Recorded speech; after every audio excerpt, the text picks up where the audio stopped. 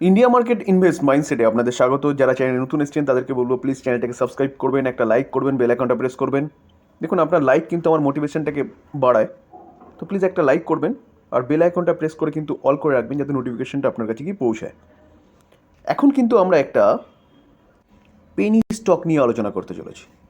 দেখুন Penney stock মানে আমি ডিসক্লেমার দিয়ে রাখি, প্রথমত আমি হচ্ছে সেবি রেজিস্ট্রেড পার্সন নই যে আপনাদের বাই সেল রেকমেন্ডেশন দিচ্ছি। একটা ভালো পেনি স্টক যার মধ্যে কিন্তু রিসেন্টলি ভালো একটা পারফরমেন্স লক্ষ্য করা যাচ্ছে, তো সেই জায়গায় দাঁড়িয়ে আপনাদের সাথে আলোচনা করছি, কারণ পেনি স্টকে কিন্তু ভালো আপসাইড পোটেনশিয়াল বা ভালো ওয়েলথ ক্রিয়েশনের কিন্তু একটা চান্সেস থাকে। দেখুন চান্সেস থাকে, কিন্তু একদম কনফার্ম নয় যে হবেই, কারণ কোম্পানিটা পেনি স্টক একদম ছোট, 2 টাকা ট্রেড করছে, 2 টাকা 2.5 টাকায় ট্রেড করছে।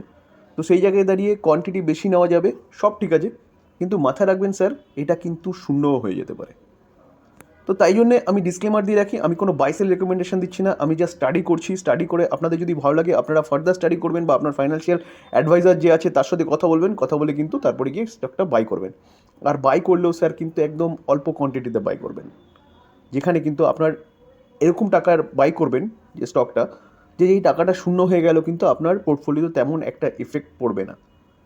তো আমি লার্নিং পারপাস আলোচনা করছি এবং শেখার জন্যে কিন্তু আপনারা বাই করতে পারেন, ঠিক আছে। এতটা ডিসক্লেমার দেওয়ার পিছনে গুরুত্বটা কি? গুরুত্বটা হচ্ছে পেনি স্টক, মাথায় রাখবেন স্টকটা কিন্তু জিরো হয়ে যেতে পারে। কোম্পানিটার ন্যানো ক্যাপ এবং কোম্পানিটার হচ্ছে এনবিএফসি সেক্টরে কিন্তু কোম্পানি, রিসেন্টলি কিন্তু কোম্পানিটার মধ্যে ভালো পারফরমেন্স দেখা যাচ্ছে। দেখুন আমরা যদি কোম্পানিটার রিজার্ভ দেখি, ন্যানো ক্যাপ যদি হিসাবে কিন্তু আপনি সব কিছু বিচার করবেন, অনলি ফর 4 করোড় 5 বছর আগে, 4.5 করোড়, 4.5 করোড়ের কিন্তু একটু উপরে, তারপরে কত প্রায় 5 করোড়, 5 করোড় পরে 36 করোড় কোম্পানিটার রিজার্ভ রয়েছে। দেখুন ক্যাশ অ্যান্ড ক্যাশ ইকুইভ্যালেন্ট দেখলে দেখা যাবে কোম্পানির কাছে কত ক্যাশ আছে, 1.34 করোড় কিন্তু কোম্পানির কাছে ক্যাশ রয়েছে। তা আমরা কোম্পানিটার বোরোয়িং দেখিনি কেন? কারণ দেখুন এনবিএফসি কোম্পানি, যতগুলো এনবিএফসি কোম্পানি আছে, বাজাজ ফাইন্যান্স বলুন কি যে কোনো ব্যাংক বলুন, সবকটা ব্যাংকে কিন্তু বোরো নিতেই হবে, কারণ বোরো না নিলে কিন্তু তারা বিজনেস করতে পারবে না। তো সেই জায়গায় দাঁড়িয়ে এই জন্য কিন্তু আমরা বোরো দেখিনি, কারণ কোম্পানিটার কাছে বোরো কিন্তু থাকবেই। এখন আমরা যদি রেভিনিউ দেখি, দেখলে দেখা যাবে 0.52, মানে কোম্পানিটা কিন্তু অনলি পর 52 লাখ হচ্ছে 5 বছর আগে কোম্পানিটা বিজনেস করেছিল। তারপরে 69, 2021-এ 49, 49টা কোথায় দাঁড়িয়েছে দেখুন, 49টা 49 লাখ কিন্তু ছিল, এখানে কিন্তু সেটা 39.50 কোটি হয়ে গেছে। এখন কিন্তু কোম্পানিটা কারেন্ট 2023-এ কিন্তু 349.34 করোড় কিন্তু বিজনেস করেছে। তাহলে কোম্পানিটার কীরকম ছিল? অনলি ফর 5 বছর আগে 52 লাখের বিজনেস করছিল, সেই কোম্পানিটা কিন্তু এখন 349.34 করোড় হচ্ছে কোম্পানিটা কিন্তু এখন রেভিনিউ আর্ন করছে, অর্থাৎ বিজনেস করছে। তাহলে বুঝতে পারছেন তো আমি কেন কোম্পানি নিয়ে আলোচনা করছি।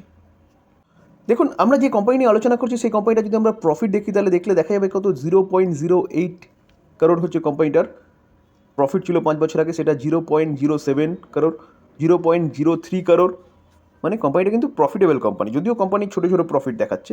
দেখুন তারপরে দেখলে দেখা যাবে 0.41 করোড়, এখন কিন্তু কোম্পানিটা 9.55 করোড় কোম্পানিটা কিন্তু প্রফিট আর্ন করেছে। তাহলে কোম্পানির বিজনেস কিন্তু বাড়ছে। আমরা যদি কোম্পানিটার শেয়ার হোল্ডিং প্যাটার্ন দেখি, তাহলে অক্টোবর 2023 প্রোমোটার কত 21.8% স্টেক হোল্ড করছে। আমি সবসময় বলি 50%-এর নিচে কিন্তু স্টেক হলে সেই কোম্পানিগুলো নিয়ে চিন্তা ভাবনা করবেন। দেখুন এফআইএসও কিছু নেই, ডিআইএসও কিছু নেই, এফআইএস নেই বললেই চলে, বাদবাকি কী আছে, বাদবাকি কিন্তু পাবলিক রয়েছে। এটাও কিন্তু একটা ইন্ডিকেট কোম্পানির জন্য, কিসের, যে কোম্পানি কিন্তু এই শেয়ার হোল্ডিং প্যাটার্নও কিন্তু অনেক কিছু বলে দেয়। হ্যাঁ আমি কেন আলোচনা করছি, দেখুন শেয়ার হোল্ডিং প্যাটার্ন 51%-এর নিচে আছে, কিন্তু আমি কোম্পানি নিয়ে আলোচনা করছি। দেখুন আমরা যদি জুন 2022 দেখি 7.9, সেপ্টেম্বর 2022 7.9 ছিল প্রোমোটারের কাছে, ডিসেম্বর 2022 7.9 ছিল। তো এই কোম্পানিটার প্রোমোটার কিন্তু তারপরে তার স্টেক কিন্তু বাড়িয়েছে মার্চ 2023 21.8, ঠিক আছে। তো তাহলে প্রোমোটার স্টেক বাড়িয়েছে মানে বুঝতে পারছেন তো কোম্পানিতে নিশ্চয়ই কিছু একটা ভালো ব্যাপার আসতে চলেছে। তো তার জন্যই কিন্তু আমি এই কোম্পানি নিয়ে আলোচনা করছি, যেখানে প্রোমোটার অনলি ফর 7.9 ছিল, সেখানে কিন্তু তার 3 গুণ স্টেক বাড়িয়েছে প্রোমোটার। কারণ দেখুন প্রোমোটার যদি এতটা স্টেক বাড়ায়, প্রায় 3 গুণের কাছাকাছি স্টেক বাড়ায়, তাহলে কিন্তু বুঝতে হবে স্যার যে কি, যে কোম্পানিতে কিছু একটা হতে চলেছে ভালো কিছু, ঠিক আছে। কারণ প্রোমোটার নিশ্চয়ই চাইবে না তার কোম্পানি জিরো হয়ে গেলে তার ম্যাক্সিমাম লসটাই কিন্তু তারই হবে। দেখুন কোম্পানিটার মার্কেট ক্যাপ দেখলে দেখা যাবে অনলি ফর কোম্পানিটা কিন্তু 98.9 কারোর হচ্ছে কোম্পানিটার মার্কেট ক্যাপ, ন্যানো ক্যাপ, মাথায় রাখবেন কিন্তু স্যার। কোম্পানিটা ট্রেড করছে কত? 2.31 হচ্ছে কোম্পানিটার ট্রেড করছে কারেন্ট প্রাইস, ঠিক আছে। এবার দেখুন কোম্পানিটার পি ইস্যু দেখলে দেখা যাবে কোম্পানিটা কিন্তু 10.9 হচ্ছে পি রয়েছে, আন্ডার ভ্যালু কিন্তু কোম্পানিটা রয়েছে, ঠিক আছে, পি দেখে কিন্তু বোঝাচ্ছে। আমরা কোম্পানি নিয়ে আলোচনা করছি কারণ রিটার্ন অন ক্যাপিটাল এমপ্লয় দেখলে দেখা যাবে কিন্তু 21, অর্থাৎ কোম্পানির টোটাল যে অ্যাসেট আছে তার থেকে কিন্তু কোম্পানি 21% করে কিন্তু এখন ইনকাম করছে। আর রিটার্ন অন ইকুইটি দেখলে দেখা যাবে সেটাও কিন্তু যথেষ্ট ভালো রয়েছে। এই দুটো ভালো রয়েছে মানে কিন্তু কোম্পানিটা বিজনেস ভালো করছে। কোম্পানিটার সেলস গ্রোথ দেখলে দেখা যাবে দেখুন 5 বছরে 187% হচ্ছে কোম্পানিটার সেলস গ্রোথ বেড়েছে। 3 বছরে কত? 332% কিন্তু কোম্পানিটার সেলস গ্রোথ বেড়েছে এবং কারেন্ট ইয়ারে কিন্তু 51%, অর্থাৎ কোম্পানিটা কিন্তু ন্যানো ক্যাপ হিসেবে, কোম্পানিটা ছোটো কোম্পানি হিসেবে কিন্তু বিজনেস ভালো করছে, সেলস গ্রোথ কিন্তু তাই বলছে। প্রফিট গ্রোথ দেখলে দেখা যাবে দেখুন 148% কোম্পানিটার 5 বছরের প্রফিট গ্রোথ, 3 বছরে কিন্তু 354% প্রফিট গ্রোথ এবং কারেন্ট ইয়ারে কিন্তু 24% প্রফিট গ্রোথ। তো প্রফিটও কিন্তু কোম্পানি ভালো করছে, ঠিক আছে। তো আমরা যদি কোম্পানিটা দেখুন, কোম্পানিটা যদি স্টক সিজিআর গ্রোথ দেখি তাহলে দেখলে দেখা যাবে কিন্তু 12% 5 বছরে দিয়েছে, 3 বছরে 68%, কারেন্ট ইয়ারে কিন্তু 34% দিয়েছে মাইনাসে। তাহলে কোম্পানিটা লাস্টের দিকে কোম্পানিটা কিন্তু ভালো পারফরমেন্স করেছে, কিন্তু তাও কিন্তু কোম্পানিটা কিন্তু মাইনাসে রিটার্ন দিচ্ছে। কিন্তু তার আগে যদি রিটার্ন দেখেন দেখতে পারবেন যে 3 বছরে 68%। তো এই নিচে আসার পিছনে কারণটা কি সেটাও কিন্তু আমি ডিসকাস করবো আপনাদের সাথে। রিটার্ন অন ইকুইটি যদি দেখেন তাহলে 5 বছরে 13%, তাহলে ইকুইটি থেকে কিন্তু রিটার্ন ভালো করছে। 3 বছরে 18%, কারেন্ট ইয়ারে কিন্তু 27%। এটাও একটা কারণ আমি এই কোম্পানিটা নিয়ে আলোচনা করার জন্য। দেখুন কোম্পানিটার নাম কি? আদ্ভিক ক্যাপিটাল লিমিটেড, ঠিক আছে, এনবিএফসি কোম্পানি কিন্তু আমি আবারও বললাম। দেখুন আজকের দিনও কোম্পানিটা কিন্তু 8%-এর উপরে কিন্তু বেড়েছে। তো কোম্পানিটা কিন্তু আমরা যদি রিটার্ন দেখি, দেখুন 5 দিনের রিটার্ন দেখলে দেখা যাবে কোম্পানিটা 16%, অর্থাৎ কালকেও কিন্তু কোম্পানিটা 8% মতন বেড়েছিল। আমি যদি কোম্পানিটার 1 মাসের রিটার্ন দেখি, দেখুন 1 মাসের রিটার্ন দেখলে দেখা যাবে কোম্পানিটা কিন্তু 5% এবং 6 মাসের রিটার্ন দেখলে দেখা যাবে কোম্পানিটা 21% রিটার্ন দিয়েছে। আমরা যদি কোম্পানিটার 1 বছরের রিটার্ন দেখি তাহলে 26% মাইনাসে রিটার্ন দিয়েছে, ঠিক আছে। আমরা যদি কোম্পানিটা 5 বছর রিটার্ন দেখি, দেখুন 5 বছরে কোম্পানিটা কিন্তু 82% রিটার্ন দিয়েছে। আমরা যদি কোম্পানিটার চার্ট দেখি তাহলে দেখলে দেখা যাবে কোম্পানিটা কিন্তু 2020-তে যে পড়েছিল সেখান থেকে কিন্তু একটা ব্যাপক একটা ভালো পারফরমেন্স দিয়েছিল বা আপসাইড মুভমেন্ট দেখিয়েছিল, ঠিক আছে। দেখুন যদি টাইম পিরিয়ডটা দেখেন 2020 থেকে 2022 পর্যন্ত 2 বছরে কিন্তু, নভেম্বর 20 থেকে এপ্রিল 22 পর্যন্ত 2 বছরে কিন্তু 2000% কিন্তু কোম্পানিটা রিটার্ন বানিয়ে দিয়েছে। কোম্পানিটা এরকম ক্যাপাবিলিটি আছে। ন্যানো ক্যাপ কোম্পানিটা যখন পড়ে না তখন কিন্তু এরকমই দারাম করে পড়বে। কারণ কি? ন্যানো ক্যাপ ক্যাটাগরির কোম্পানি, মানুষ তার প্রফিট বুক করে, আর 2 বছরে 200% বাড়া মানে বুঝতে পারছেন তার ভ্যালুয়েশন কীরকম। তো ভ্যালুয়েশনও কিন্তু একটা অ্যাডজাস্টের একটা ব্যাপার থাকে, ঠিক আছে।